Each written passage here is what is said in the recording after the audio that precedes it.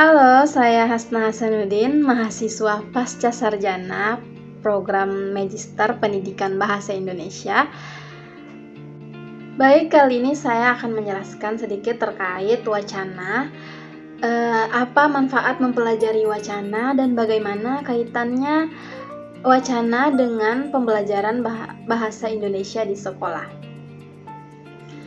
Yang pertama, terlebih dahulu kita ketahui apa itu wacana.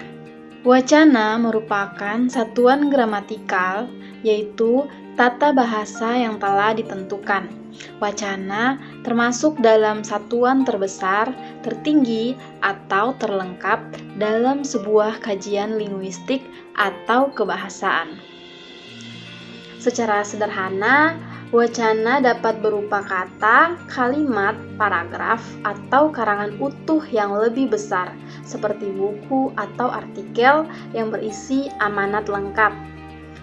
Bentuk penyampaian wacana bisa melalui media lisan maupun tertulis yang bersifat transaksional atau interaksional. Wacana dapat berupa narasi, eksposisi, argumentasi, dan deskripsi.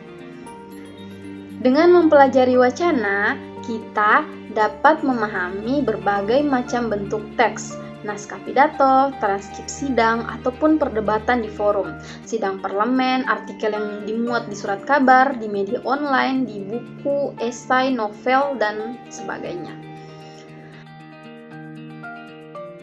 Lalu bagaimana kaitan wacana pada pembelajaran bahasa Indonesia di sekolah? Pembelajaran wacana merupakan pembelajaran tertinggi dalam hierarki pembelajaran struktur bahasa. Seorang siswa sebelum belajar wacana pasti belajar terlebih dahulu mengenai fonem, morfem, kata, kalimat, makna, dan barulah belajar tentang wacana. Ketika siswa sudah dapat memahami wacana, maka secara teoritis dia akan mampu berbahasa dengan baik dan benar. Kecakapan memahami wacana diawali oleh proses dan keberhasilan pada pembelajaran wacana. Seorang siswa ketika sudah berhasil dalam belajar wacana akan memiliki kecakapan dalam berwacana. Jika berwacana dianggap sebagai kegiatan berbahasa, maka siswa pun akan dapat berliterasi sastra.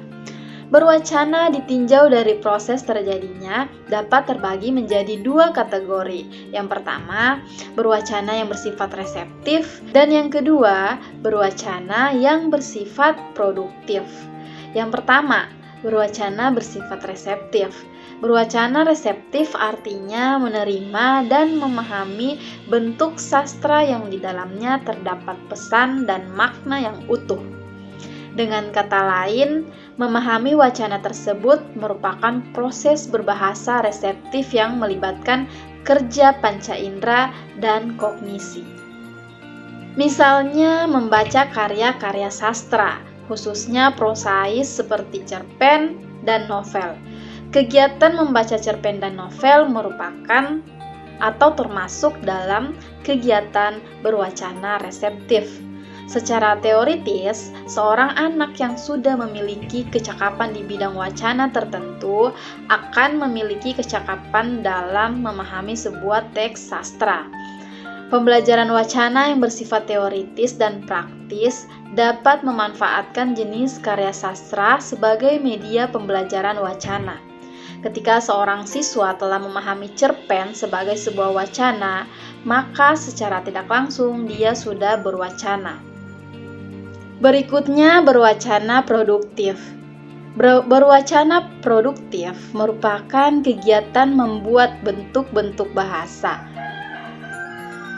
Di antaranya adalah membuat karya sastra seperti cerpen dan novel. Dalam pembelajaran wacana, siswa juga diajarkan untuk dapat membuat wacana seperti wacana fiksi karya sastra. Dapat disimpulkan bahwa pembelajaran dan pemahaman terhadap wacana sangat erat kaitannya dengan pembelajaran bahasa Indonesia di sekolah. Demikian pendapat saya mengenai wacana. Pada mata kuliah studi wacana kali ini, saya ucapkan terima kasih. Wassalamualaikum warahmatullahi wabarakatuh.